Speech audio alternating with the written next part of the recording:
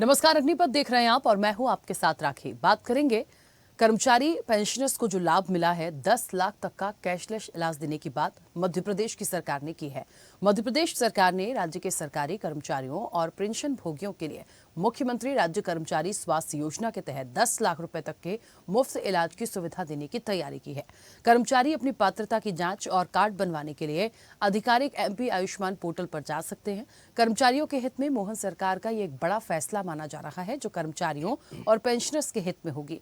योजना का मुख्य उद्देश्य सरकारी कर्मचारियों और पेंशन भोगियों को उच्च लागत वाले इलाज का बोझ कम करना, स्वास्थ्य सुरक्षा देना और अस्पतालों में सीधे कैशलेस इलाज उपलब्ध कराना है। इससे कर्मचारी स्वास्थ्य पर खर्च की चिंता कम होगी और बेहतर स्वास्थ्य सेवा तक पहुंच आसान होगी। राज्य के सरकारी कर्मचारियों और पेंशन भोगियों को अस्पताल में भर्ती होने पर कैशलेस इलाज मिलेगा, जिससे उन्हें अपनी जेब से खर्च नहीं करना पड़ेगा। देखिए, जब कुछ अच्छा होता है उसका स्वागत करना चाहिए, और जिस तरीके से एक बात की जा रही है कि इसके लिए कार्ड भी यदि आपको बनवाना है तो आप आयुष्मान पोर्टल पर जा सकते हैं।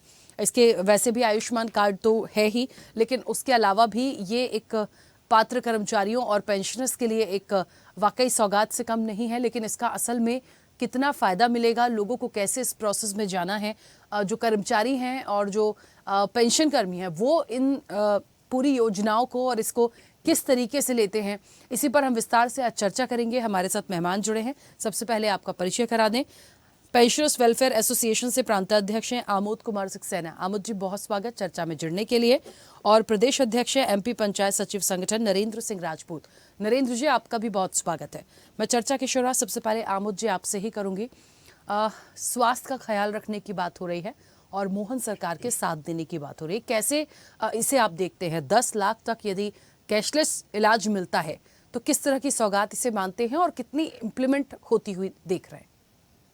सरकार की ये पहल सराहनीय है और हम सभी पेंशनर, प्रदेश के सभी पेंशनर सरकार की इस योजना का स्वागत करते हैं, उन्हें धन्यवाद देते हैं, क्योंकि इस आयु में हमें आर्थिक और सामाजिक सुरक्षा की बहुत ज़्यादा ज़रूरत होती है। और स्वास्थ्य संबंधी सुविधा अगर हमें कैशलेस मिलती है तो हमारे निश्चित रूप से हमारा जो जीवन में आने दवाइयों का खर्चा है वो ना के बराबर हो जाता है और हम बड़ी बेफिक्री से बाकी जीवन व्यतीत कर सकते हैं। बिल्कुल। अच्छा, आयुष्मान कार्ड भी है और इसके अलावा जैसे 10 लाख तक की एक बात की गई है, तो ये एक जो इसको इम्प्लीमेंट होते हुए हम देखेंगे, जो एक बात की जा रही है कि जो लोग पात्र हैं और जो लोग इसका कार्ड बनवाएंगे, वो एक पोर्टल पे भी जानकारी पूरी दी गई है। तो असल में मैं थोड़ा सा ये जानना चाह रही हूँ, क्योंकि आयुष्मान कार्ड को लेके भी बहुत सारी बातें आई थी। यहाँ भी 10 लाख तक का जो कैशलेस इलाज देने की बात हो रही है, तो असल में उतना फायदा लोगों को हो रहा है पहले भी, क्योंकि लोगों को आयुष्मान कार्ड दिया गया?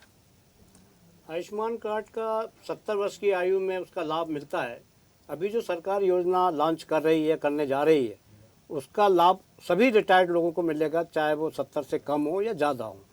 तो इसका बेनिफिट कहना चाहिए सभी पेंशनरों को प्राप्त होगा। इसमें आयु बंधन नहीं रहेगा। आयुष्मान में ज़रूर आयु बंधन है, तो उस वजह से हम लोगों को जो है 70 साल तक जेब के से ही खर्च करना पड़ रहा था। 70 के बाद सरकार की जो आयुष्मान योजना, उसका लाभ हमें मिल पाता था। तो हमारा पेंशनर वेलफेयर एसोसिएशन काफ़ी दिनों से संघर्षरत है और शासन से निवेदन करता आ रहा है कि पहले भी हमने सरकार का ध्यान आकर्षित किया था कि कोरोना काल में हमारे कई पेंशनर परिवारों को मानवीय क्षति हुई चिकित्सा के अभाव में। होता क्या है, ओल्ड एज में हमारा दवाइयों का खर्चा इतना बढ़ जाता है कि पेंशन का आधे से अधिक भाग हमें स्वास्थ्य पे ही खर्च करना पड़ता है। इस वजह से हमारी आर्थिक स्थिति जर्जर होती है और निश्चित रूप से हम लोगों को चिकित्सा प्राप्त नहीं हो पाती आर्थिक अभाव में। तो इस सरकार के कदम सराहनीय है और मैं एसोसिएशन की ओर से सरकार से वादा करता हूँ कि हमसे जो बन सकेगा, जितने भी पेंशनरों का आपको सहयोग चाहिए, सहमति के रूप में, कटौती के रूप में, हम उसका सहयोग करने को सरकार को तत्पर हैं। और सरकार को धन्यवाद देते हैं कि आपने हम बुजुर्ग पेंशनरों का इतना अच्छा ध्यान रखा, देर से सही, मगर हमें एक आपने संबल प्रदान किया है। ठीक है, चलिए वापस आऊंगी। नरेंद्र जी भी हमारे साथ जुड़े हैं। नरेंद्र जी, मुझे सुन पा रहे हैं? जी जी जी, नमस्कार। सर, कैसे सरकार की जो योजना है स्वास्थ्य को लेके, उसके बाद एक 10 लाख तक का कैशलेस इलाज देने की बात हो रही है, जो कर्मचारी हैं और पेंशनर्स हैं, कैसे इस पूरी सौगात को देखते हैं, कितना इम्प्लीमेंट होगी? देखिए राखी जी, सबसे पहले तो मैं सरकार के इस कदम की जितनी प्रशंसा करूं उतनी कम है। देर आए दुरुस्त आए। मैं आपको बताना चाहता हूं, तत्कालीन मुख्यमंत्री माननीय शिवराज सिंह चौहान जी ने 3 अगस्त 2023 को पंचायत सचिवों के सम्मेलन में भोपाल लाल परेड ग्राउंड पे जो आयोजित हुआ था, उसमें पंचायत सचिवों के लिए आयुष्मान योजना लागू करने की बात कही थी, जो कि अब माननीय मुख्यमंत्री महोदय मोहन यादव जी ने अपने उसमें लागू की है। इसके लिए मैं हृदय से पंचायत सचिव संगठन की ओर से 23,000 पंचायत सचिव परिवार की ओर से उनका आभार व्यक्त करता हूं, उनको धन्यवाद देता हूं। मैं आपको बताना चाहूंगा कि हमारे पंचायत सचिव साथी दूरस्थ ग्रामीण क्षेत्रों में रहकर शासन की जन कल्याणकारी योजनाओं को धरातल पर क्रियान्वित करते हैं। स्थिति यह है राखी जी, हमारा यदि पंचायत सचिव गंभीर बीमारी से पीड़ित हो जाता है तो हमें आपस में संगठन में हम चंदा करके उसका इलाज कराते हैं। तो कहीं ना कहीं आयुष्मान योजना, ये जो 10 लाख की कैशलेस स्वास्थ्य बीमा योजना यदि लागू होती है, जैसा कि अभी लगभग शायद संभवतः अगली कैबिनेट में हो जाएगा, तो पंचायत सचिवों को इससे बहुत ही लाभ मिलेगा। और हमारे जो पंचायत सचिव अभी इलाज के लिए तरस रहे हैं, अभी मेरे नजरों में कम से कम मैं आपको बताना चाहूंगा 300-400 ऐसे हमारे साथी हैं जिनको बीमारियां हैं, गंभीर बीमारी, जो पैसे के अभाव में आयुष्मान कार्ड नहीं है, कोई सुविधा नहीं है, उसके अभाव में इलाज नहीं करा पा रहे हैं। तो शासन के इस कदम का मैं बहुत तारीफ करता हूं। जितनी अधिक प्रशंसा हो उतनी ही कम है।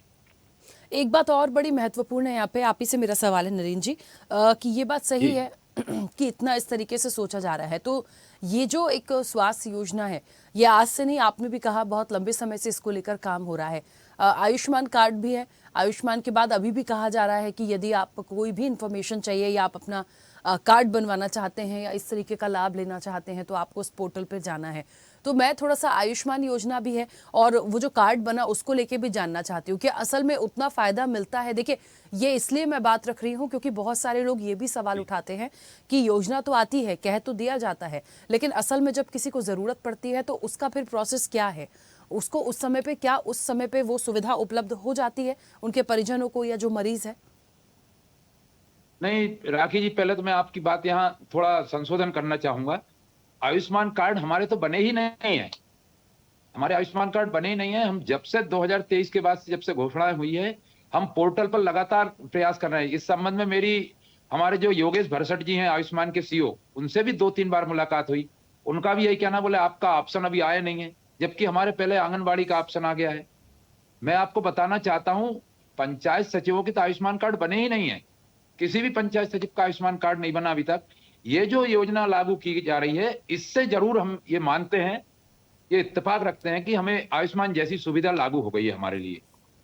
हाँ, लेकिन नरेंद्र जी, मैं वही पूछना चाह रही हूँ कि जो आयुष्मान कार्ड की बात हो रही थी, जो उसमें राशि प्रोवाइड कराई जा रही थी, उसके लाभ दिए जाने की बात हो रही थी, तो क्या असल में उतना लाभ जो लोग उसके लिए पात्र हैं, क्या उन लोगों को इतना उसका लाभ मिला है? जो यहाँ पर अभी 10 लाख तक की जो बात हो रही है कि कैशलेस होगा, तो ये तो बाद में होगा, ये सारी चीजें होंगी, इसका भी एक क्राइटेरिया है, लेकिन उस क्राइटेरिया में क्या उन लोगों को लाभ मिल रहा है, मैं ये पूछना चाह रही हूँ।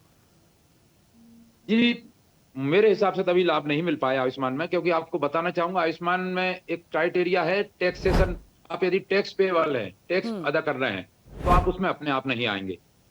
हमारे ऐसे कई पंचायत सचिव हैं। अब आपको मैं बताना चाहूंगा, जो गांव ग्रामीण क्षेत्र में किसी उसके परिवार का कार्ड बना है, तो पंचायत सचिव यदि उसमें शामिल है सामान्य सदस्य के तौर पे, तो तब तो उसको इलाज मिल गया है।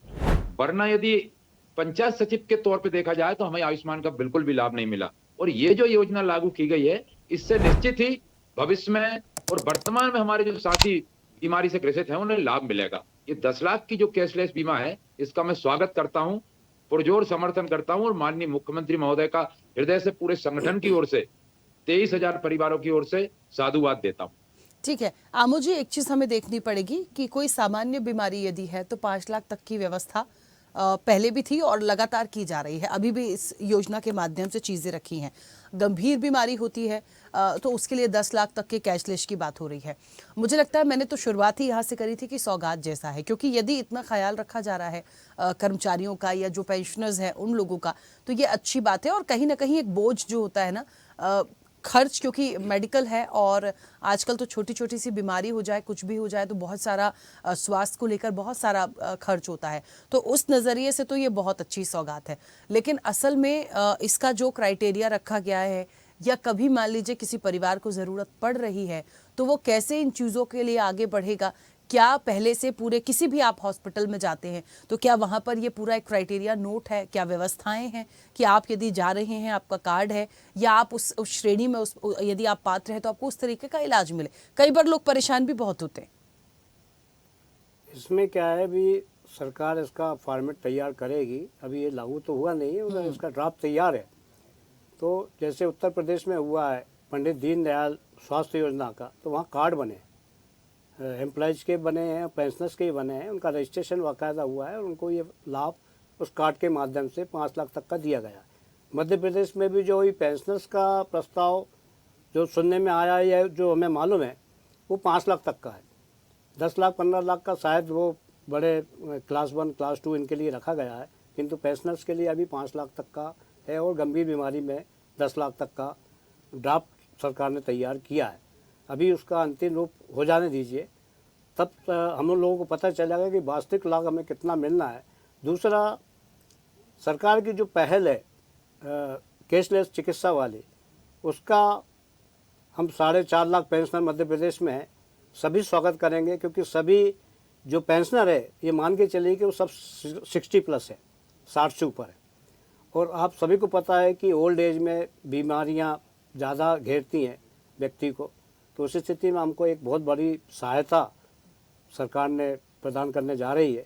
इसके लिए हम सरकार को बहुत बहुत धन्यवाद देते हैं और आशीर्वाद भी देते हैं, क्योंकि हम सब सीनियर सिटीजन हैं कि सरकार इस तरह की योजना पेंशनरों के लिए लाती रहे। अभी तक हमें मेडिकल संबंधी कोई भी सुविधा कहीं पे भी नहीं है। सरकारी अस्पताल में ज़रूर मिलती है, मगर वहाँ भी हम लोगों को भीड़ इतनी रहती है, दवाइयाँ उपलब्ध नहीं होती कई बार, तो हम लोगों को बड़ी प्राइवेट में ही हमें इलाज कराना होता है। सरकार से हमारा एक निवेदन और है कि इसमें कुछ राशि हम लोगों को ओपीडी के लिए भी रखें, क्योंकि ओपीडी में हमारा निश्चित रूप से बीपी और शुगर की हर महीने दवाई हज़ारों रुपए की आती है। तो सरकार की इस संबंध में अगर पहल करती है तो वो भी स्वागत होगी।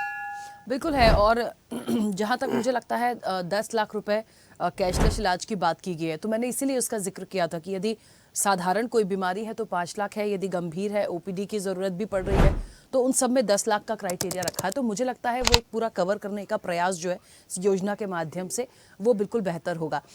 नरेंद्र जी, इस तरह की जो योजनाएं होती हैं और कर्मचारियों के लिए या पेंशनर्स के लिए जो स्वास्थ्य को लेके असल में लगातार जिस तरह की योजनाएं आ रही हैं या सरकार द्वारा की गई हैं या इस तरह की व्यवस्था करना आने वाले समय के लिए, इसको कितना आप सकारात्मक और अच्छा मानते हैं? जी, पहले तो मैं आमोद जी की बात का समर्थन करूंगा। जैसा उन्होंने कहा कि ओपीडी को भी इसमें शामिल किया जाए, बिल्कुल सत्य बात है कि ओपीडी का खर्च भी कई बार ऐसा होता है कि 5-5, 10-10 हजार तक हमारा पंचायत सचिव साथी या कर्मचारी साथी बहन नहीं कर पाता। तो आमोद जी ने जो बात रखी है उसका मैं समर्थन करता हूं। सरकार को इसमें यदि हो सके तो ओपीडी का भी जो खर्च होता है उसको भी शामिल कर सकते हैं। रही बात आप बता रहे हैं कितनी उपयोगी और कितना लाभ मिलेगा, तो मैं आपको बताना चाहूंगा राखी जी, हमारा पंचायत सचिव दूरस्थ क्षेत्रों में काम कर करके फील्ड स्तर पे एक गांव में, एक पंचायत में 3-3 गांव होते हैं, 4-4 गांव होते हैं, तनाव की नौकरी हो चुकी है। आमोद जी बड़े अच्छे से जानते हैं, भली भांति जानते हैं पंचायत सचिव की नौकरी कैसी होती है। सारा दबाव पंचायत सचिव पे, तनाव में आज मैं आपको बता रहा हूँ हाइपर टेंशन, शुगर, हार्ट, मेरी आंखों के सामने हमारे लगभग नहीं तो मैं आपको बताना चाहूंगा 25 से 30 साथी किसी हाइपर टेंशन में, हार्ट में काल कवलित हो गए। कुछ साथी इलाज के इंतजार में चले गए, क्योंकि स्वाभाविक है इलाज की उन पर व्यवस्था नहीं है। अब सरकार ने ये जो योजना लाए हैं, ये निश्चित ही इसका दूरदर्शी परिणाम होगा, बड़े दूरगामी परिणाम होंगे और निश्चित ही मध्य प्रदेश सरकार की यह योजना बहुत अच्छी है।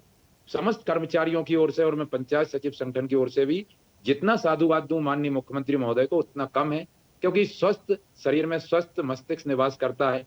हम यदि तनाव रहित जीवन जिएंगे तो हम काम भी अच्छा करेंगे, उतना ही आउटपुट देंगे। बिल्कुल।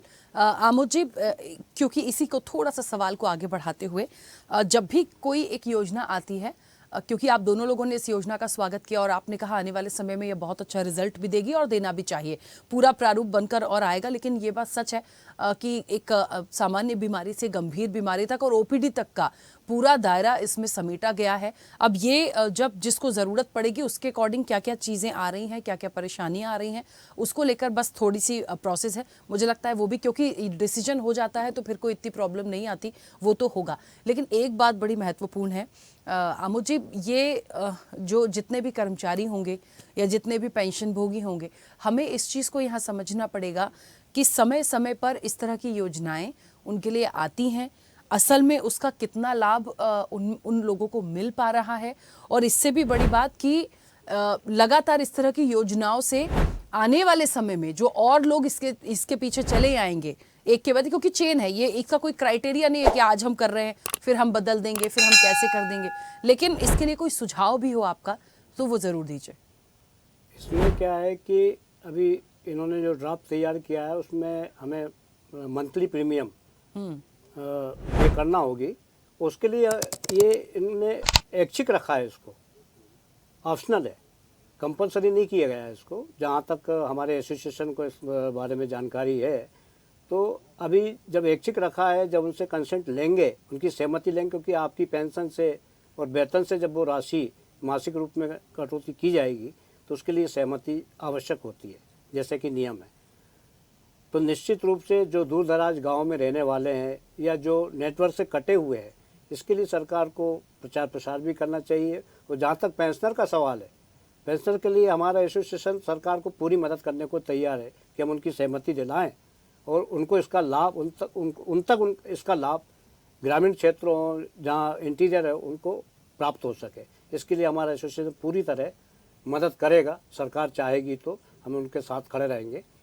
और इस योजना से निश्चित रूप से हम पेंशनरों को, कर्मचारी तो फ़ायदा मिलेगा ही मिलेगा। हम लोगों की एज को देखते हुए हमें जो बेनिफिट मिलना है वो बहुत ज़्यादा लाभकारी है। और सरकार का यह कदम मैं बार बार कहूँगा प्रशंसनीय है।